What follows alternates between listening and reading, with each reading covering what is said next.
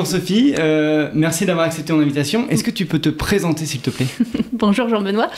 Donc Sophie Ram, je suis responsable de la gestion à impact chez Crédit Mutuel Asset Management.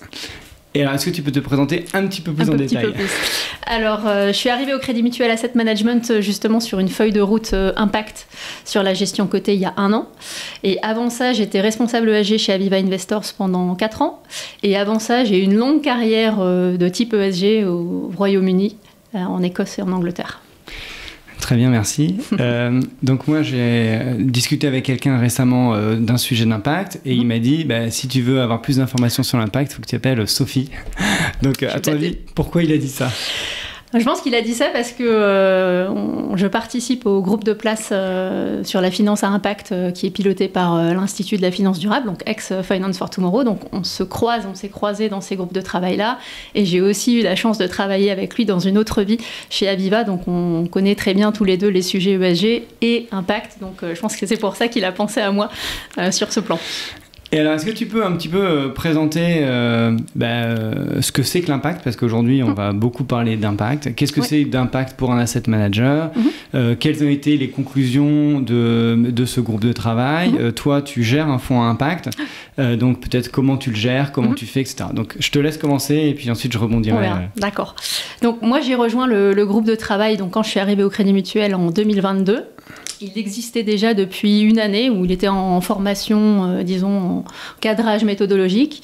Moi, j'ai pris le train quand je suis arrivée au Crédit Mutuel, donc, il y a 1 an. Et donc là, c'est formé cette idée de normaliser, de formaliser un peu plus la notion d'impact chez les gérants d'actifs français, tant sur le périmètre des actifs cotés, que sur le périmètre des actifs non cotés. Donc c'est vrai que l'impact, c'est quand même traditionnellement, on va dire, le précaré, où c'est peut-être un peu plus facile à faire et à implémenter, mettre en œuvre sur le périmètre des actifs non cotés. Et pour le coup, moi, j'interviens sur le périmètre des actifs cotés. Donc, il y a double challenge. Justement, pourquoi on dit que c'est plus facile sur le non coté? C'est plus facile parce que l'impact, on revient vraiment aux bases sur les 3 principes fondateurs de l'impact. Et c'est sur ce cadre-là aussi que s'est positionné le groupe de travail: intentionnalité, additionnalité, mesurabilité. Donc, c'est ces 3 choses qui nous est demandé, suggéré, recommandé de mettre en œuvre dans nos gestions si on veut se considérer comme un investisseur à impact. Donc, tu le sais comme moi, greenwashing, impact washing, ESG washing, ça c'est des choses qui nous sont assez familières. Et donc l'idée, c'est aussi, en normalisant, en créant ce groupe de travail et en essayant de standardiser un petit peu nos approches, on veut aussi promouvoir l'impact au sens réel dans la gestion d'actifs. Qu'est-ce qu'il faut faire pour être un investisseur à impact? Et alors justement, qu'est-ce que ça serait pour toi, en 1 phrase, qu'est-ce que c'est qu'avoir de l'impact pour un investisseur? Alors, bien sûr, il y a ces 3 principes, intentionnalité, additionnalité, mesurabilité, qui sont plus ou moins facilement mis en œuvre sur mon périmètre, c'est-à-dire sur la gestion des actifs cotés. On a eu d'énormes débats, il y en a encore sur les groupes de travail de la grille d'évaluation notamment qui a été mise en place par Finance for Tomorrow, Institut de la finance durable, avec plein de sociétés de gestion. C'est difficile, l'additionnalité en particulier, c'est difficile pour ce qui me concerne, mais l'intentionnalité, donc l'intention, notre objectif, qu'est-ce qu'on veut faire en tant qu'investisseur sur la stratégie qu'on a envie de déployer, quel est notre impact ex ante, ça c'est capital. Donc il faut le définir en amont sur notamment la base d'une théorie du changement. Donc quel est le changement marginal souvent qu'on veut apporter sur notre stratégie d'investissement, en particulier sur un fonds par exemple. Donc ça c'est super important. Donc souvent c'est des fonds thématiques, les fonds d'impact? Souvent c'est des fonds thématiques. C'est vrai que c'est pas structurellement le cas. Mais on s'aperçoit que c'est le cas parce que finalement, pour raconter les histoires d'impact, les thèmes et notamment les thématiques autour des objectifs de développement durable sont quand même plus enclin, si tu veux, à nous donner cet objectif ex ante. Maintenant, on pourrait tout à fait envisager d'avoir ou de lancer un fonds impact, et là je donne des idées sans doute à mes concurrents, sur l'opérationnel ESG, par exemple en utilisant des indicateurs qu'on connaît, que tout le monde connaît, mais on se dit que voilà, dans le temps, on veut que les métriques ESG ou les indicateurs ESG de telle ou telle société s'améliore dans le temps. Donc là, on pourrait dire qu'on a aussi de l'impact. Le plus important, je pense que c'est vachement important de comprendre qu'on est là sur une stratégie de changement. On est sur un accompagnement et un changement dans le temps de pratiques existantes. Et c'est ça qui fait aussi la beauté du truc finalement, parce que c'est assez nouveau en fait. On l'a pas vraiment, on n'a pas considéré la gestion d'actifs finalement sur cet angle-là, cet aspect-là, de comment on fait nous investisseurs pour accompagner le changement et le changement positif, sociétal, environnemental, social. Donc c'est vraiment ça c'est un peu la macro de base. Et ensuite, derrière, bien sûr, on vient inventer des produits, on vient se positionner sur des axes forts. Donc, par exemple, sur le fonds que j'ai lancé le mois dernier, on s'est positionné sur une thématique sociale forte, simplement parce que c'était aussi en partie l'ADN du groupe, qui avait déjà plein de fonds à impact, qui se disent à impact, donc ça c'est l'objet de nos travaux, positionnés sur le E, donc sur la partie environnementale, ça c'est plutôt standard. Maintenant, est-ce qu'on peut aussi avoir de l'impact sur le social? Je dis pas que c'est facile, mais en tout cas on essaye. C'est ce que tu essaies de faire, donc le social. Ouais. Et donc, du coup, quelle est la définition exacte de l'intention de ton fonds, pour avoir un exemple très précis, comme ça on rentre dans le détail? Alors, le fonds qui a été lancé le mois dernier, c'est un fonds typé inclusion sociale. Donc, l'objectif ex ante, c'est de sélectionner des sociétés et des émetteurs qui vont avoir un impact positif sur des activités reliées à l'inclusion sociale du type accès au logement, accès à la mobilité, accès à la santé, accès à des services financiers, accès à la tech, etc. etc. Mais vraiment, je pense qu'au-delà de ça, parce que ça pourrait être un fonds thématique finalement assez standard, de le présenter comme ça, au-delà de ça, il y a aussi, ça c'est l'obligation de résultat, il y a aussi l'obligation de moyens. Donc c'est tout ce qu'on va mettre en œuvre au niveau de la gestion pour, bien sûr, atteindre l'objectif, mais aussi, au quotidien, s'assurer que ce qu'on va mettre en portefeuille fit bien ces caractéristiques-là, même si, et je dois être humble dans mon approche, la mesure reste aussi un énorme challenge, parce que sur un fonds comme ça, et malgré les nombreuses pressions que je peux avoir de tous les côtés, il n'y aura pas une métrique qui va me dire, voilà, ton portefeuille, impact social, 2,8 sur 10.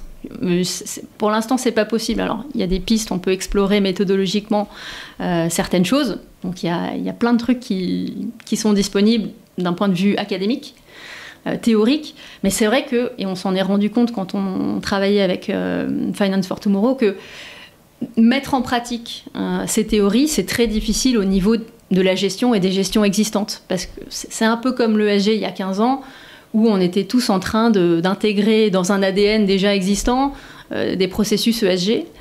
Et là, c'est un peu similaire en termes d'approche. Donc, d'ailleurs, bon, ça c'est plutôt le retour d'expérience, mais on voit que finalement, oui, on lance un nouveau produit sur des nouvelles prémices, mais sur certains aspects, on est quand même confronté finalement au quotidien du métier de gestion d'actifs. Et parfois, ça clash, enfin clash c'est peut-être un peu fort, mais ça s'aligne pas forcément, disons. Tout à l'heure, tu parlais de l'intentionnalité. Oui. Donc, toi, tu as l'intention d'investir dans des sociétés qui prennent en compte ou qui améliorent le côté social.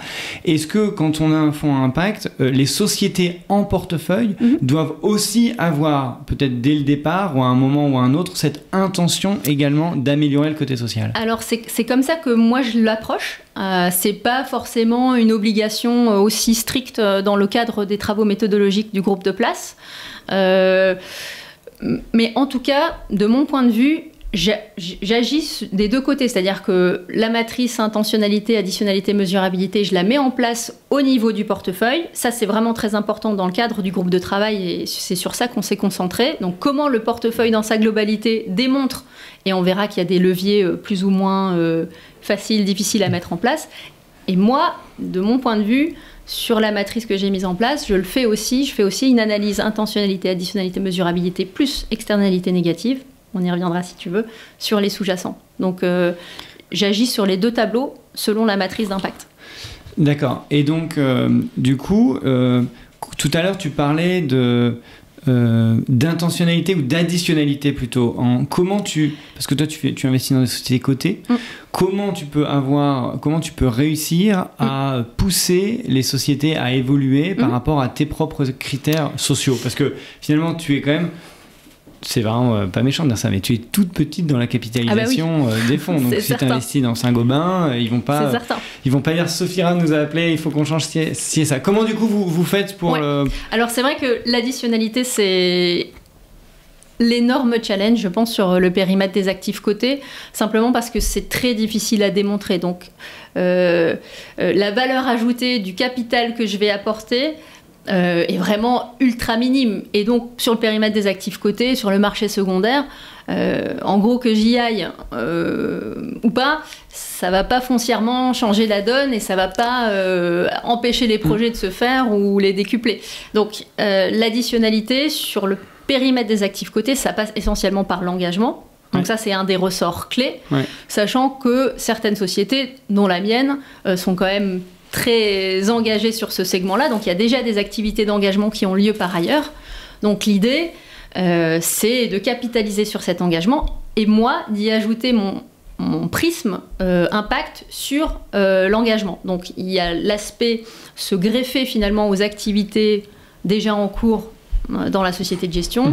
Puis aussi, bien sûr, ça va venir avec le temps parce que j'ai pas encore tout pu mettre en place, mais de capitaliser beaucoup plus sur les engagements de type collaboratif et essayer de former aussi ce microcosme-là comme on l'a eu sur l'ESG, comme on l'a eu par exemple avec les PRI qui vont nous engager sur une dizaine, quinzaine de boîtes sur tel ou tel sujet. Donc l'idée c'est aussi d'aller voir d'autres que moi qui sont peut-être concernés par les mêmes émetteurs ou sont dans la même démarche. Mais c'est pas encore pour tout de suite. D'accord, donc si je résume un petit peu, tu t'appuies sur l'engagement de Crédit Mutuel AM, qui fait déjà plein de choses. Et en plus, comme tu es un fonds d'impact, tu vas aller plus loin et tu vas essayer toi-même soit d'aller les voir, et tu me dis si je me trompe, mais soit d'aller les voir et leur dire là, il y a vraiment un sujet, moi j'ai mon fonds social, il faut vraiment bouger cette boîte. Ou alors toi-même aller dans d'autres groupes, rejoindre d'autres groupes d'engagement avec d'autres AM pour essayer de pousser une boîte en particulier. J'avoue que c'est sans doute les deux premières options qui sont les plus immédiates à court terme.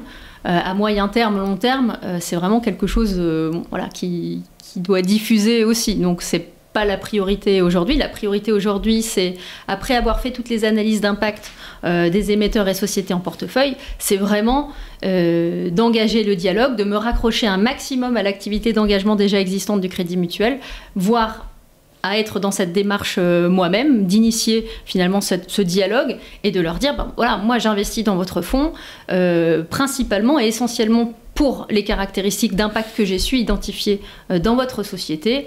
Je pense que là, il y a une faiblesse, là, il y a une force, il faut plus insister parce que d'autres investisseurs que moi, peut-être même pas forcément impact, seraient preneurs, etc. Donc, effectivement, il ne faut pas le voir comme... Pareil, un chiffre ou quelque chose qu'on aura atteint au bout de 1 mois ou 2 mois. Enfin, c'est vraiment des stratégies qui portent sur le long, voire très long terme.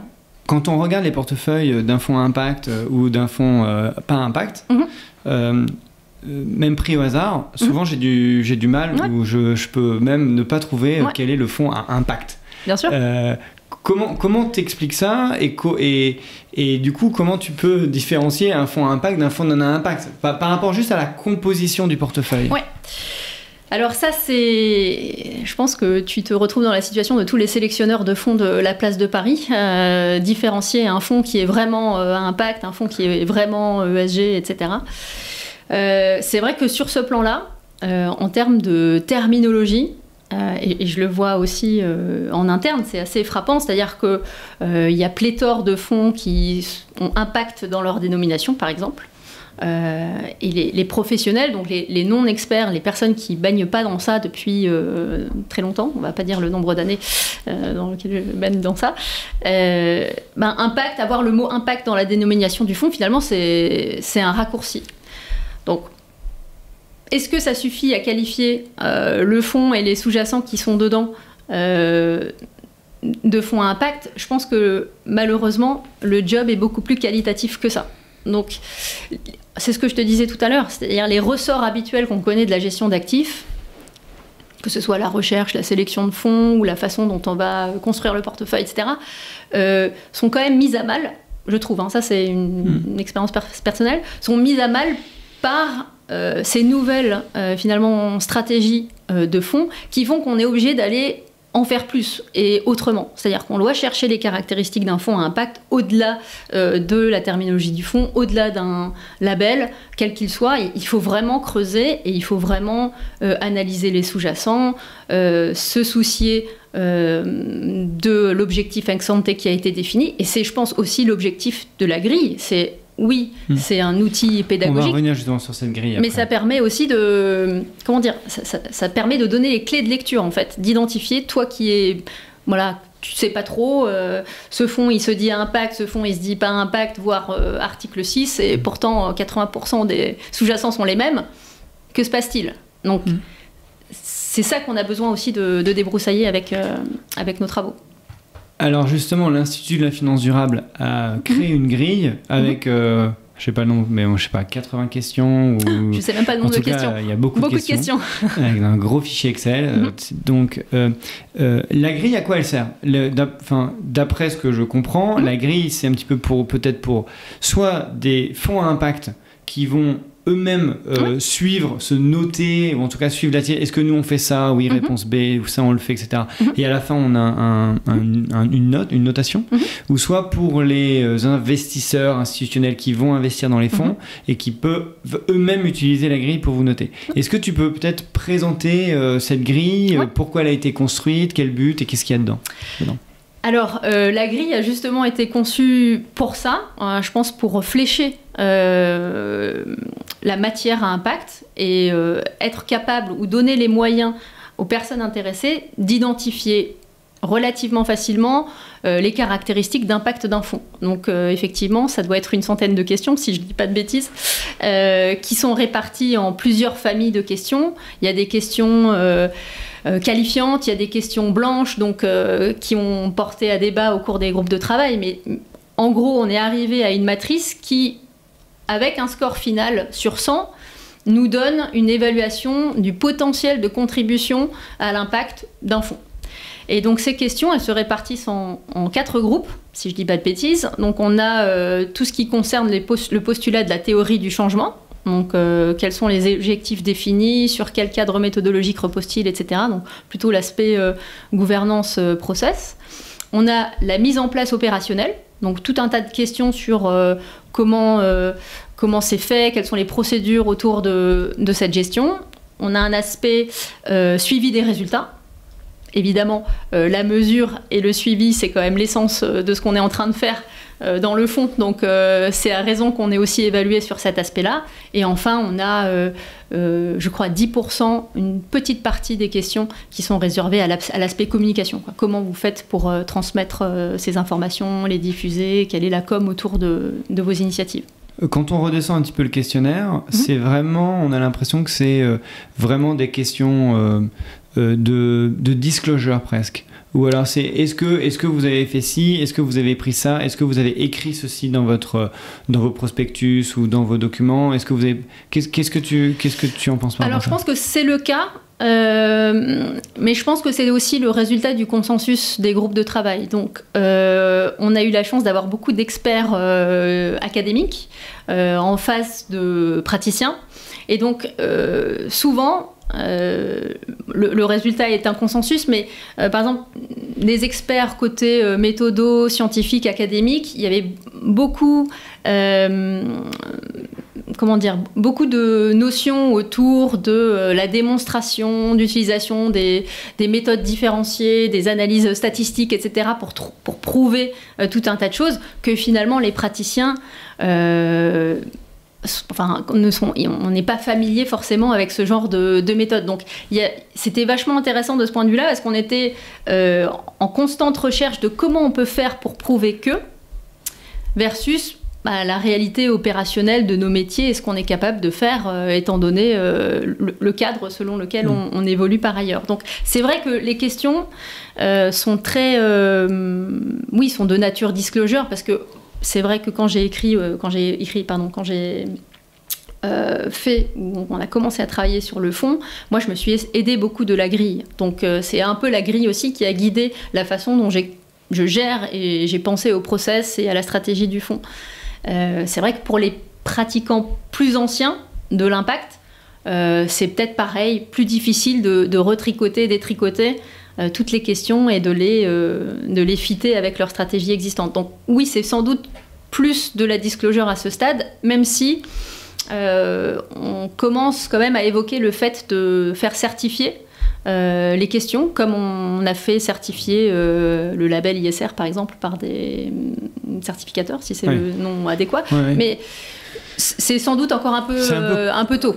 Mais l'idée c'est ça, hein. C'est vraiment on répondre à des questions, de les faire vérifier à terme, et puis surtout on a qui accompagne la grille, on a la charte de l'investisseur à impact, donc avec une volonté forte de dire si vous voulez être investisseur à impact, que vous signez cette charte, vous mettez aussi en œuvre en face la grille. Donc vous avez aussi un score minimum de 70 sur 100 sur la grille, sans quoi finalement vous ne pouvez pas vous targuer d'être un investisseur à impact. Donc, on n'en est pas là encore aujourd'hui, parce qu'il y en a plein qui se targuent d'être investisseurs à impact sans avoir signé la charte. Mais on y arrive. Sans avoir 70% sur la grille. Donc si je comprends bien, la grille, ça donne un cadre, ça donne une méthodologie, ça donne un petit peu plein de tick the box à penser pour pouvoir se dire investisseur à impact. Donc finalement, l'investissement à impact, c'est un peu presque, je ne sais pas si on peut dire ça, mais une méthodologie, une philosophie à avoir. On peut dire ça. Après, je te reprendrai juste sur tick the box. C'est vrai que le questionnaire, c'est plutôt tick the box, même s'il y a des questions auxquelles il faut répondre de façon extrêmement précise. Mais le fait de pouvoir y répondre, ça demande quand même énormément de travail, d'ajustement, de procédures et d'approches en interne, notamment pour ce qui nous concerne.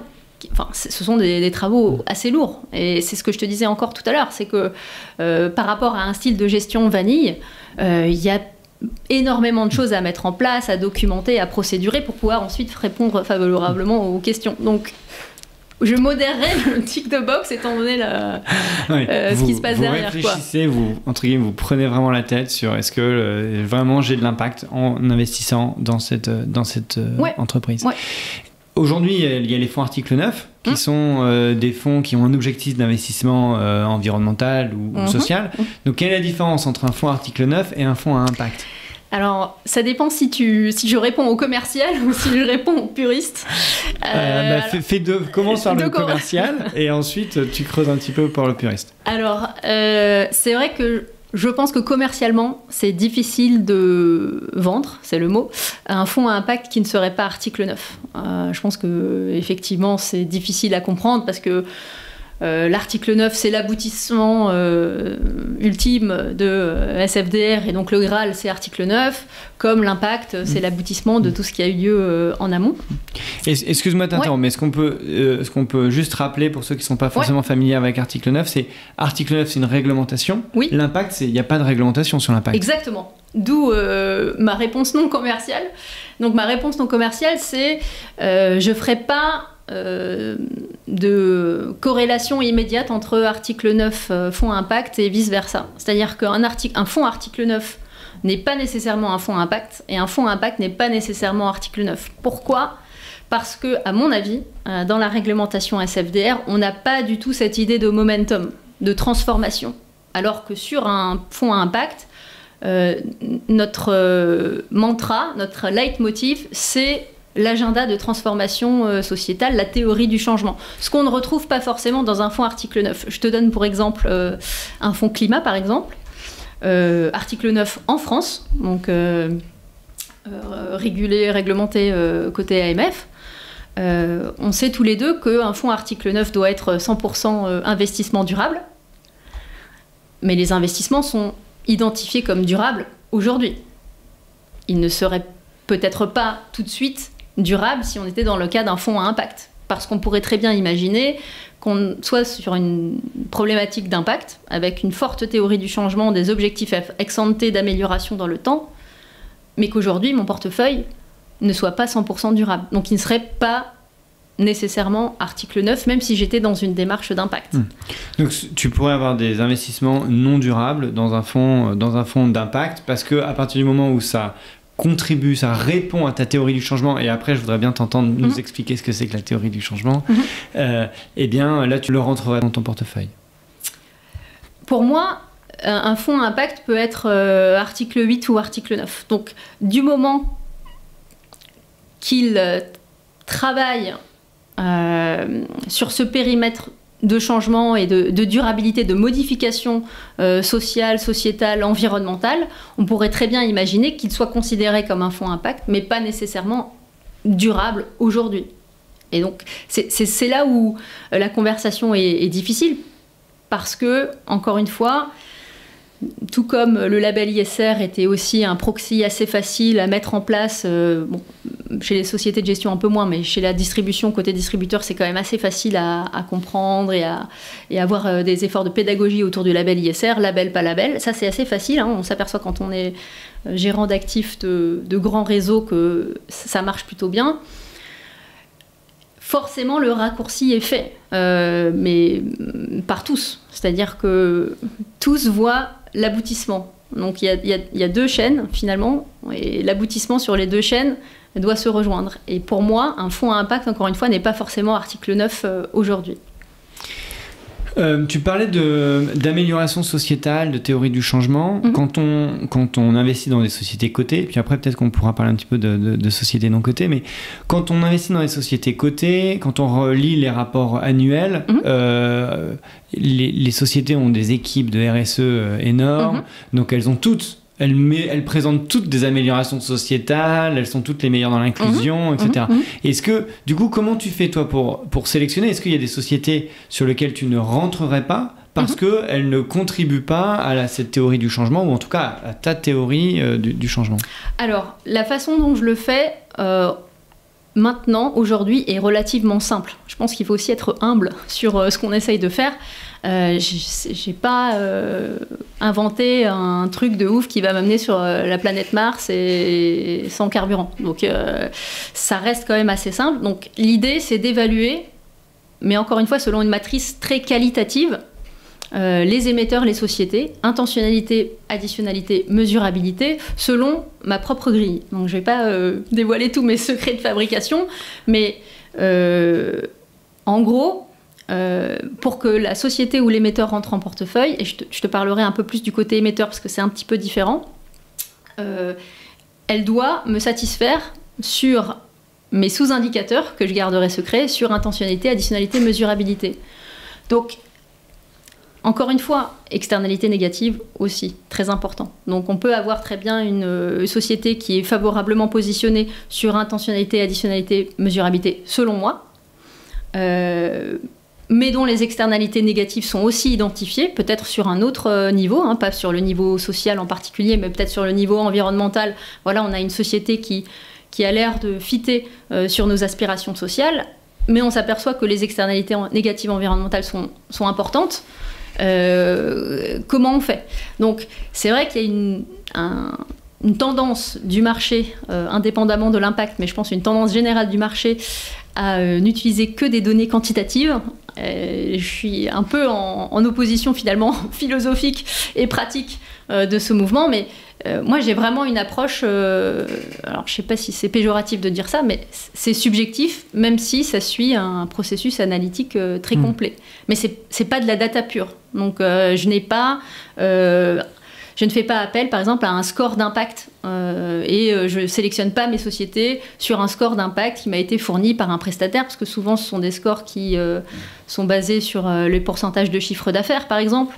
Donc pareil, le pourcentage du chiffre d'affaires, ça ne me donne pas, selon moi, une indication. C'est important, c'est un des éléments, mais ça ne me donne pas une indication de l'impact que la société peut avoir, parce que parfois, elle a un impact qu'elle reconnaît, parfois elle a un impact qu'elle pourrait exploiter mieux et mettre beaucoup plus en avant pour les investisseurs, etc., etc. Donc on est dans une démarche vraiment, même si j'utilise des données quantitatives parce qu'on pourra en parler tout à l'heure, j'y suis obligée, le cœur de la démarche est vraiment très qualitatif.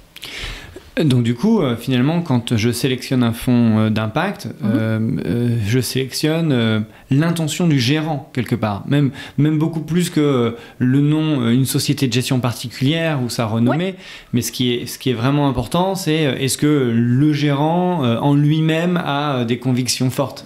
Et là, ma question, parce que là je te vois hocher la tête, c'est comment mesurer ça pour un sélectionneur de fonds, pour un investisseur ou même pour un particulier? Comment il peut connaître le gérant? Comment il peut savoir si l'intention est réelle par rapport à tout ce qu'on voit au niveau marketing? Alors, je pense que c'est très important. Oui, c'est le gérant est difficile à connaître, ça c'est vrai. Enfin, je veux dire, de façon objective, là pour le coup.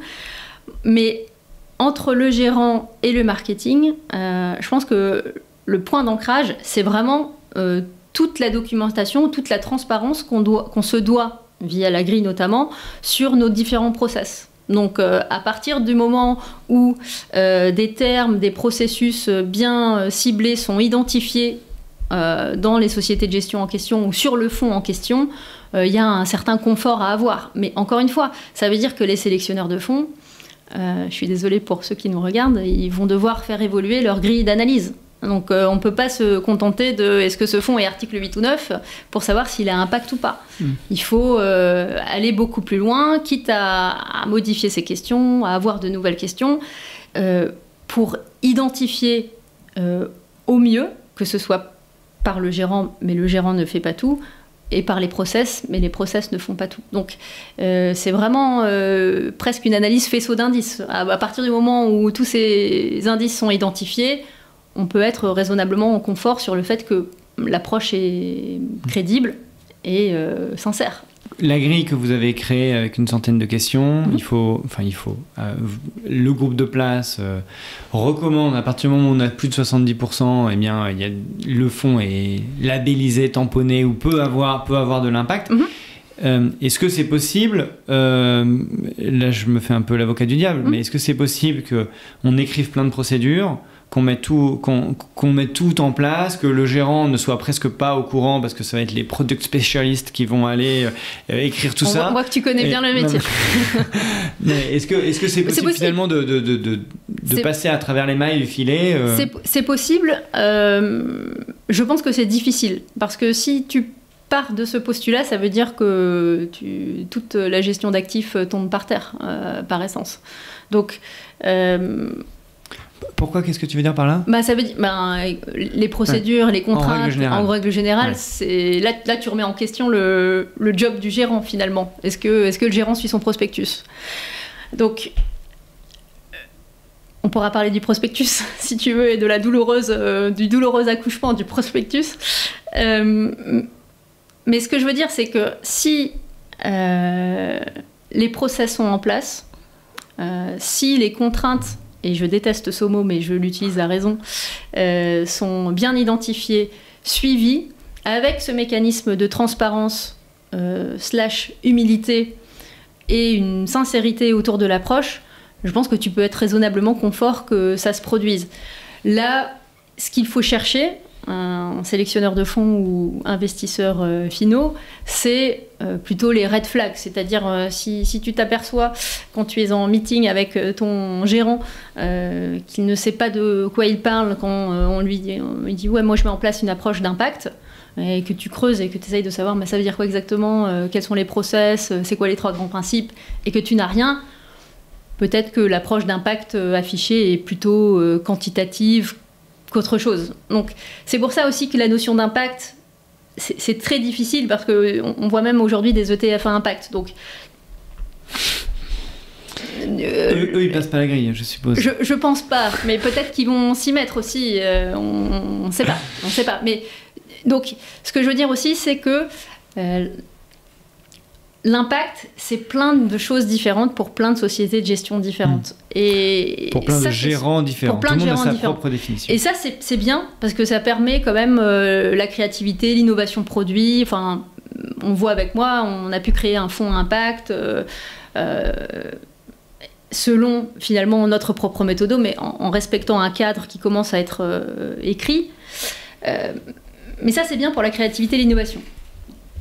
Là où c'est moins bien, c'est que ça dilue finalement le message et la portée du message. Et donc, ce qu'on essaye de faire, c'est fournir une grille de lecture, des éléments de langage qui font que s'ils sont présents et s'ils sont favorablement adressés, on peut être confiant. On a un niveau de confiance plus élevé. Ça ne veut pas dire que l'impact va être nécessairement au rendez-vous à des niveaux qu'on avait anticipés, mais enfin, on peut être raisonnable confiant que l'obligation de moyens et l'obligation de résultats qu'on s'est assignés sont adressés au quotidien par la gestion dans les process et les mécanismes de construction et de gestion de portefeuille.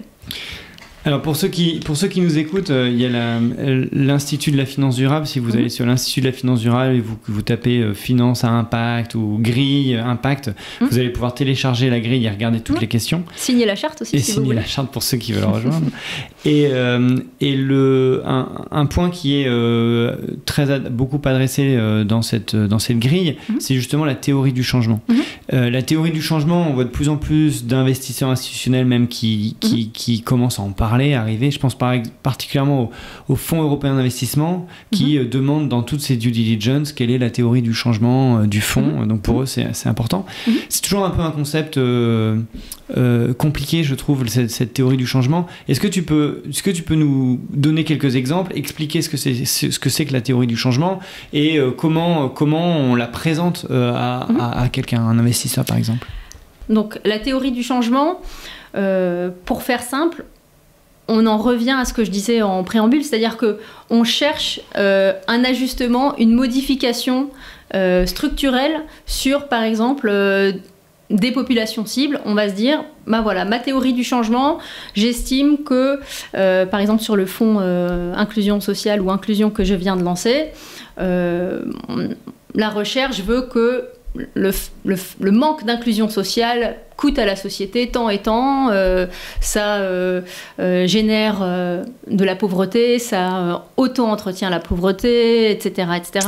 Là, il y a des effets sur la santé peut-être. Les effets sur la santé, sur l'emploi de façon générale. Donc une société plus inclusive, on pourrait se dire que le concept, c'est comment encourager une société plus inclusive, une participation de certaines populations à des activités desquelles elles sont structurellement éloignées.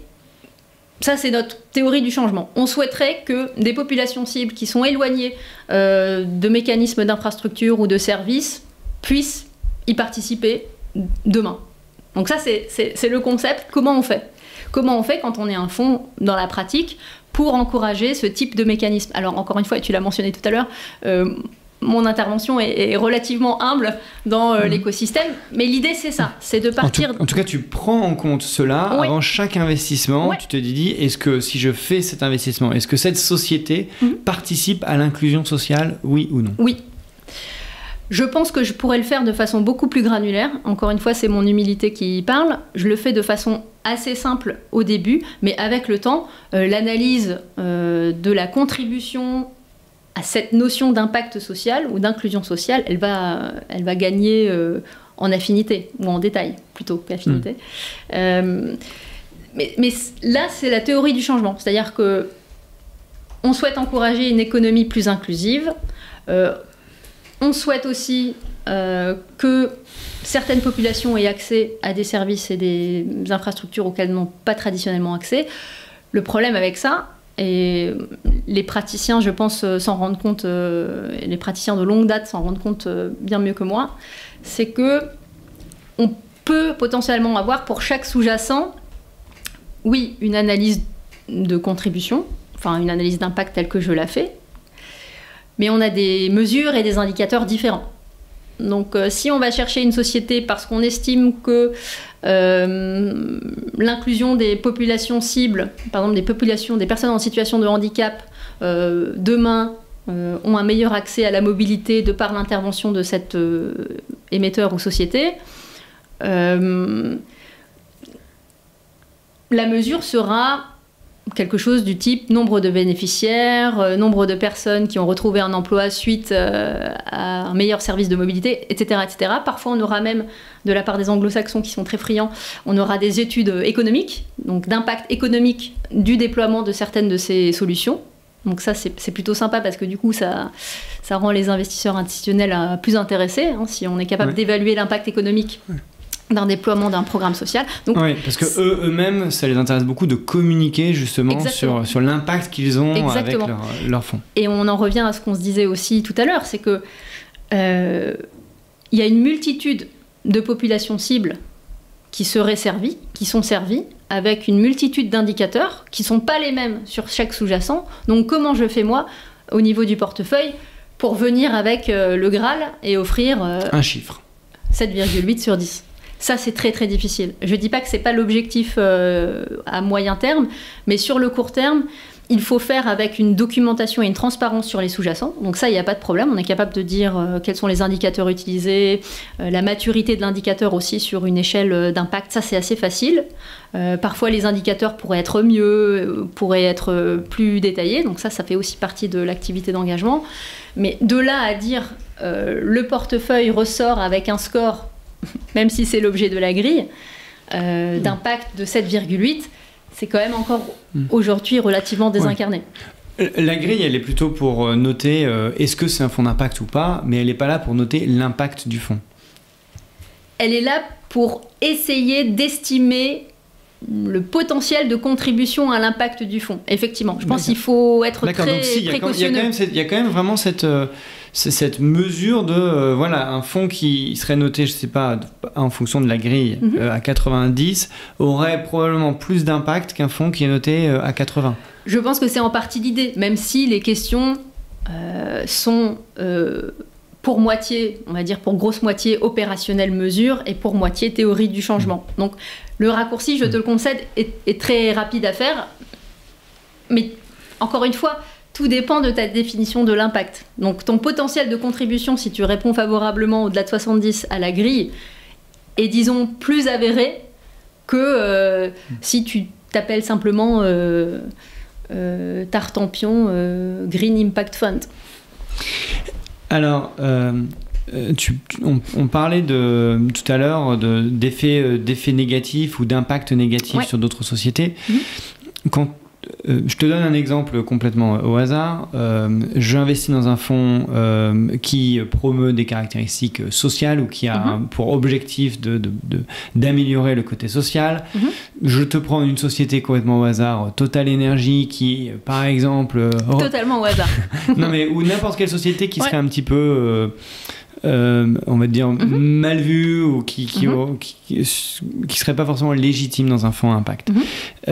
Mais est-ce que quand tu vas regarder le côté social, si par exemple tu vois qu'une société a 3% de personnes handicapées qui représentent, je sais pas, 300 fois plus que la moyenne française, comment tu fais pour à la fois te dire bon ben celle-là elle a vraiment de l'impact parce qu'effectivement ils font vraiment un réel travail sur le handicap et il est indéniable.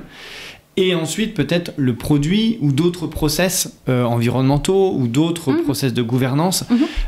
Comment tu fais du coup la part des choses et comment aussi peut-être tu l'expliques parce que de temps en temps, on va dire mais pourquoi cette boîte est dans ton fonds Alors,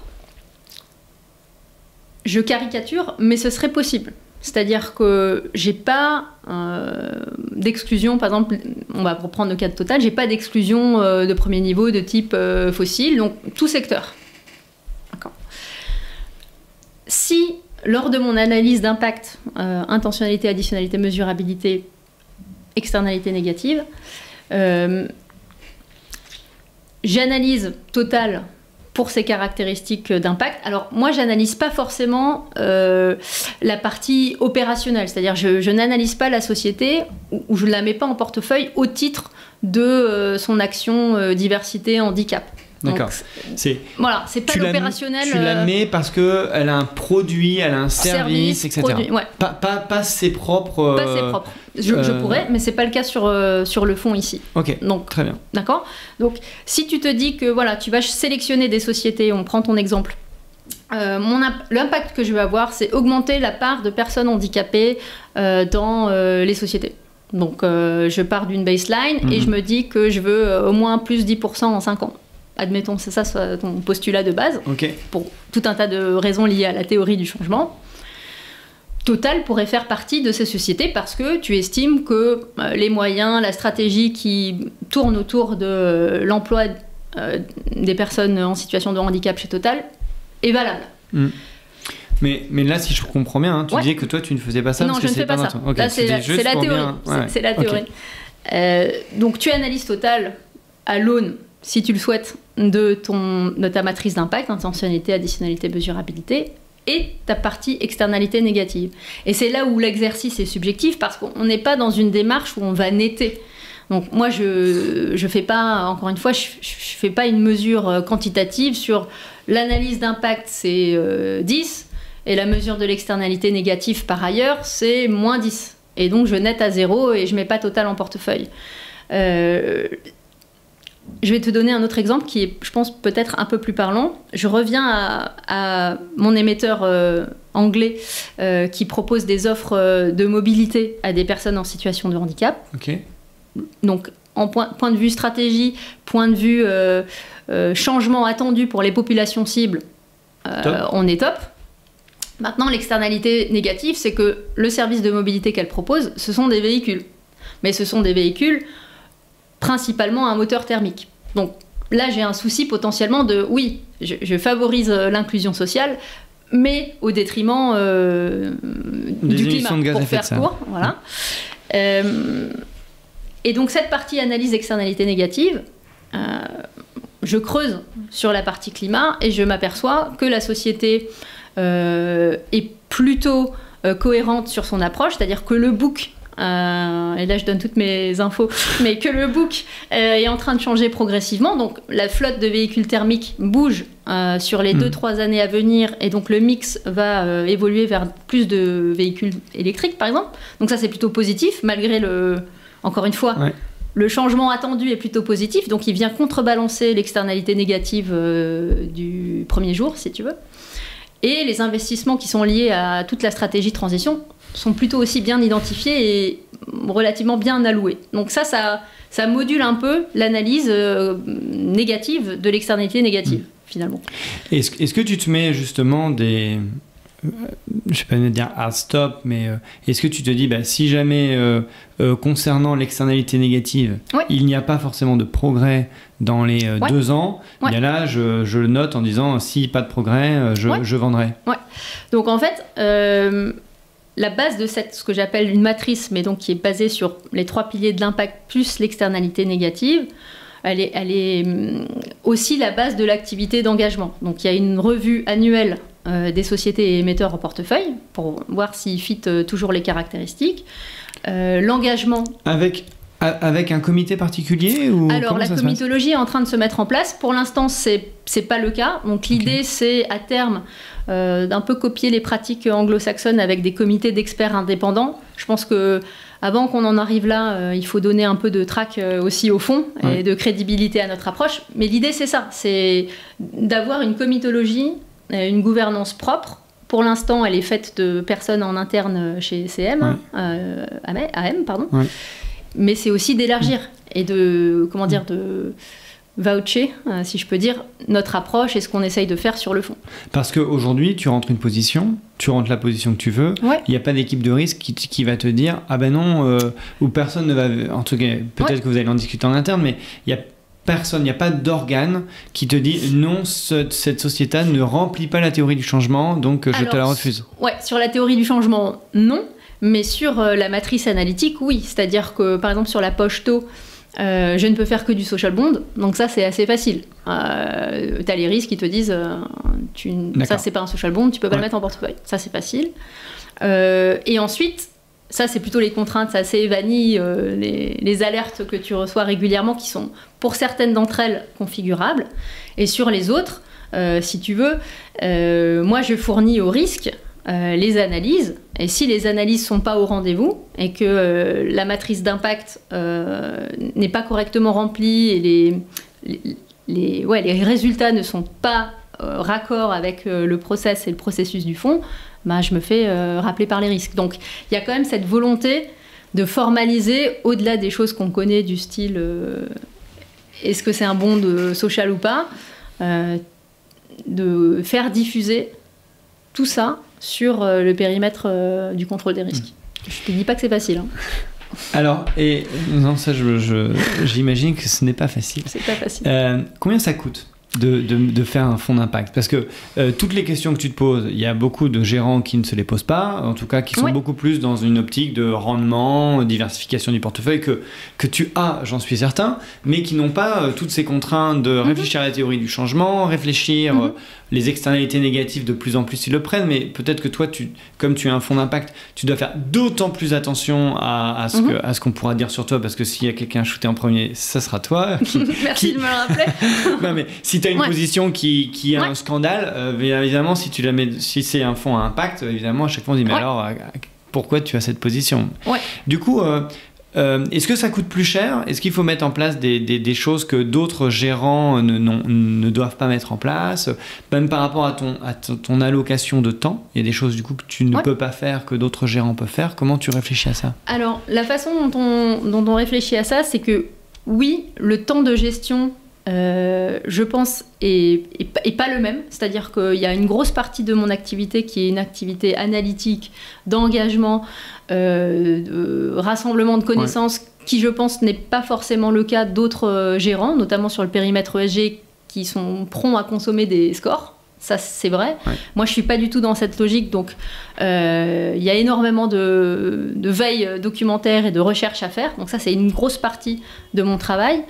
La façon dont on a aussi essayé de résoudre ce problème, c'est que l'approche de gestion, finalement, est plus collégiale. Donc, c'est pas forcément quelque chose qu'on avait l'habitude de faire chez nous. Mais donc, c'est un fonds diversifié qui vient d'être lancé. Donc, 75% minimum bonds, social bonds, et 25% max actions. Donc là, j'ai une co-gérante taux.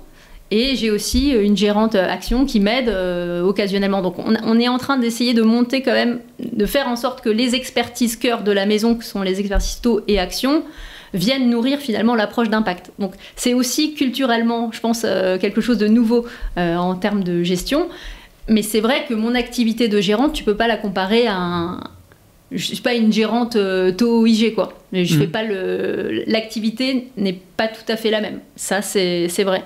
Est-ce que ça coûte plus cher? Ça coûte plus cher dans le sens où il faut inventer de nouvelles choses, inventer de nouveaux process, consacrer du temps au suivi, un suivi ad hoc qui n'est pas dans les systèmes forcément d'information tout de suite. Donc tout ça, ça prend du temps. Donc c'est aussi un investissement. Et la feuille de route sur laquelle j'ai été aussi embauchée l'année dernière, c'est oui, créer des fonds impact, mais aussi diffuser cette culture plus largement dans l'entreprise, dans le système, dans le reporting standard, dans la data standard, etc. etc. Comment on fait? J'avoue que c'est pas non plus ma priorité aujourd'hui parce que le fonds vient d'être lancé, mais l'idée c'est aussi ça. Et tout à l'heure, tu mentionnais la notation ESG. Comment justement, toi, tu prends en compte ces notations ESG? Parce que dans ta grille, tu as une grille de théorie du changement qui n'est pas du tout la même idée qu'une grille de ESG où on va vraiment poser des questions environnementales, sociales, gouvernance, on va faire la moyenne et on va avoir une note.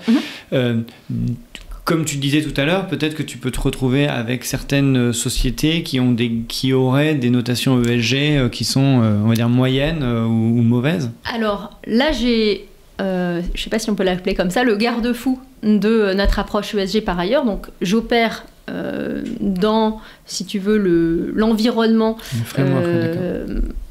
Crédit Mutuel Asset Management, où on a une équipe ESG avec notre score ESG. Donc moi, je ne pourrais pas mettre en portefeuille des émetteurs ou des sociétés qui auraient une note faible sur notre matrice ESG. Donc, tu as déjà une espèce de couche de départ ESG et ensuite la recherche interne. Enfin, je m'appuie sur la recherche interne et les scorings internes pour ensuite construire le portefeuille.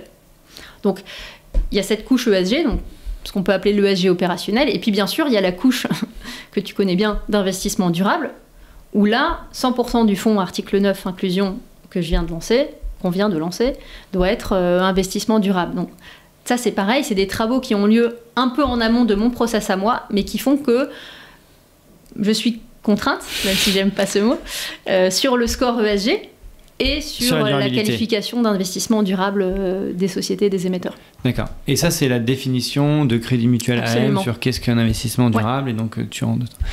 Est-ce qu'aujourd'hui, il y a une demande particulière des fonds d'impact? Parce que nous, on en parle, ça nous fait plaisir. Mais alors, je dois t'avouer que si tu pouvais mettre un petit ticket, ça m'aiderait beaucoup.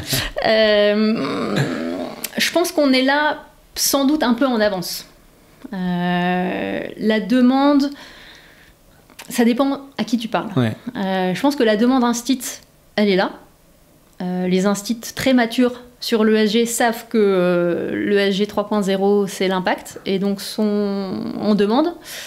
Il l'était déjà sur le côté private equity pour certains d'entre eux, donc ils ont cette culture aussi de l'impact qu'ils voient via le prisme du private equity notamment, qui arrive progressivement sur le marché coté. Pour moi, c'est encore très timide. Et quand je pense au réseau, là plutôt, tu vois, investisseurs finaux, madame et monsieur Muller au Crédit Mutuel, je pense que là, c'est très difficile. Pourquoi ? Parce que y a un effort dont on n'a pas forcément beaucoup parlé, c'est la pédagogie.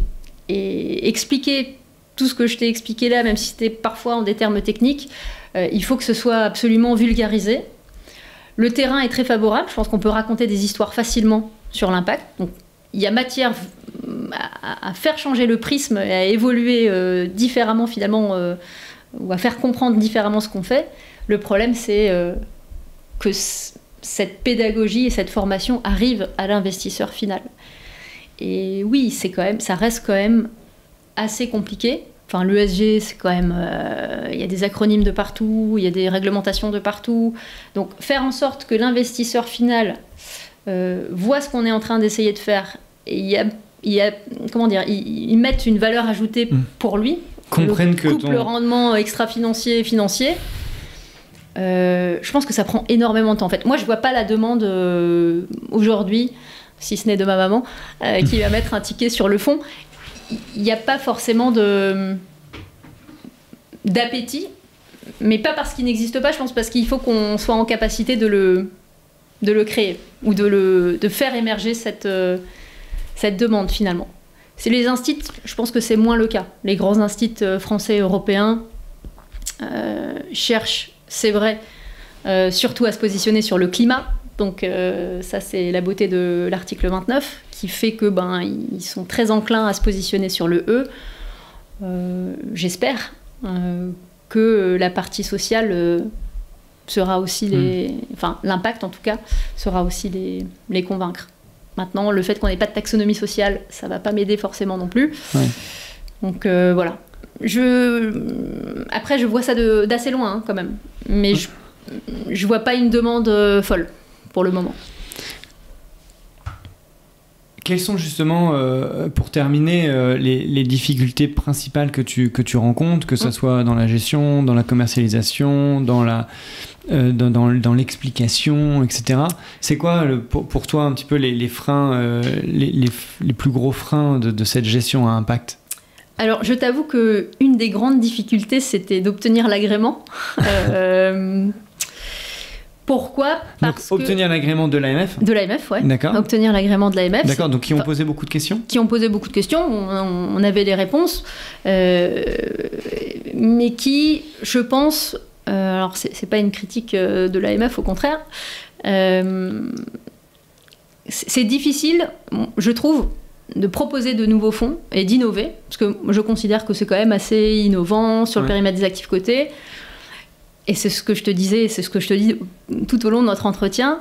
Mais cette volonté d'innover, de faire les choses un peu différemment, mais relativement énormément processisée selon un cadre connu, la gestion d'actifs, se heurte à finalement on a toujours fait comme ça.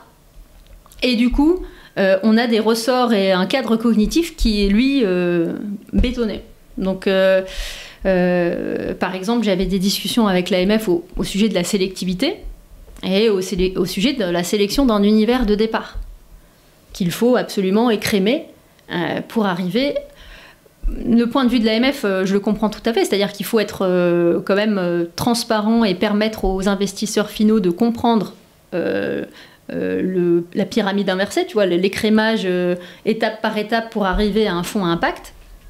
Sauf que quand tu veux lancer un fonds impact, tu n'as pas forcément de métriques qui te permettent de prouver cet écrémage. Donc tu n'es pas forcément sur une sélectivité ou sur une diminution de 20% à chaque étape de l'univers. Ça, c'est une approche très quant finalement. Ouais. Alors que ce que tu veux mettre en place toi, c'est plutôt du ultra bottom-up, hyper quali.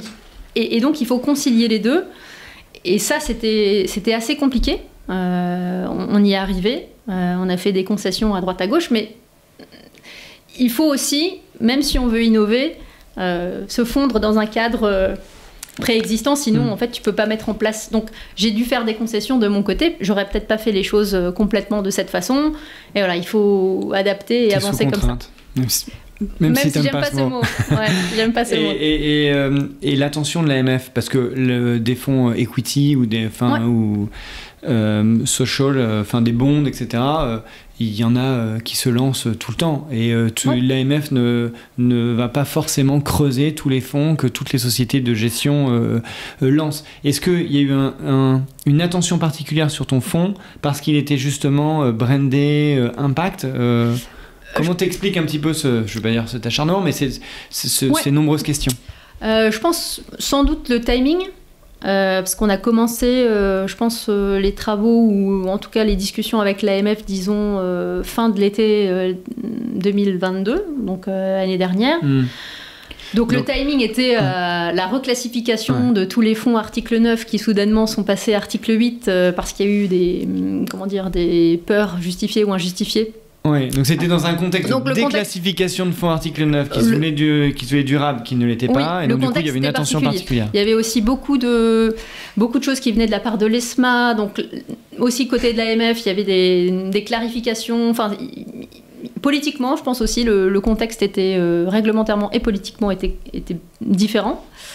Le fait aussi que c'était un fonds à impact que je voulais nommer Impact, donc j'avais la dénomination Impact dans l'intitulé du nom, alors qu'on était en plein naming des fonds ESG, qu'est-ce qu'on peut mettre ou pas mettre dedans, etc. Et aussi le fait que c'était un fonds diversifié. Donc c'était pas un fonds, si tu veux, traditionnel au sens il est pure equity ou il est pure taux. Si j'avais fait du 100% social bond, je pense que j'aurais pas eu de problème particulier. 100% green bond, j'aurais pas eu de problème particulier. Mais là, il est mixte. Il est mixte. Et donc, c'est vraiment sur l'approche equity. 75% social bond, c'était relativement facile. Et encore, ça l'a été parce qu'on a un peu augmenté la proportion des social bonds. Initialement, j'étais un peu moins. Et sur la poche equity, c'est là que finalement ce mécanisme de sélectivité qui guide toute la doctrine 2020-03 de l'AMF fait que c'est compliqué de concilier sélectivité et approche d'impact qualitative. Donc c'est pas impossible, la preuve, c'est qu'on l'a fait, mais ça m'a causé de nombreuses nuits blanches. Eh bien, merci beaucoup Sophie. On a beaucoup parlé de ton fonds, on n'a même pas le nom au fait. Alors, le fonds s'appelle CMAM Impact First Inclusion. Donc, Impact First Inclusion. Ok, super. Merci beaucoup d'avoir répondu à toutes mes questions sur l'impact. J'espère que c'est plus clair maintenant, peut-être pour ceux qui nous regardent ou nous écoutent. En tout cas, c'était un plaisir. Et bon courage pour ton fonds, bon courage pour tous les futurs fonds d'impact que tu lanceras. Merci à toi.